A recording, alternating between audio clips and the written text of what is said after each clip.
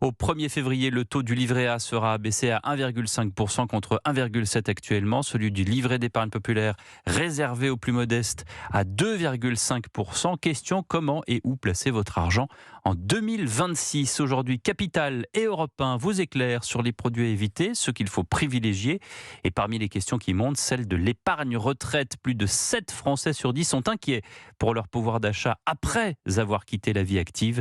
Dans ces circonstances, beaucoup d'entre eux cherchent à mettre de l'argent de côté en vue de cette échéance. Bonsoir Barthélémy Philippe. Bonsoir Pierre, bonsoir à tous. On va essayer de guider nos auditeurs sur Europe 1. Quelle stratégie pour une retraite sereine? Eh bien d'abord, mieux vaut partir à la retraite propriétaire en ayant remboursé son crédit. Maxime Chipoy est président de Moneyvox. Quand on entre à la retraite, on perd entre 30 et 50% de ses revenus. Donc si on doit toujours payer un loyer qui représente environ 30% de ses revenus aussi, ça devient compliqué. Donc si déjà on a acheté sa résidence principale, on s'épargne le gros des problèmes. Côté placement, 2 produits sont recommandés selon Philippe Crevel, directeur du Cercle de l'épargne. L'assurance vie, qui est un couteau suisse, qui permet tout à la fois de financer les projets à moyen terme, la retraite, et puis il y a le PER, le plan d'épargne retraite, qui a été créé à cet effet et qui ouvre droit à une déduction fiscale à l'entrée pour la constitution d'un capital ou d'une rente en vue de la retraite. Autre possibilité, l'investissement locatif qui permet de compléter sa pension avec un loyer.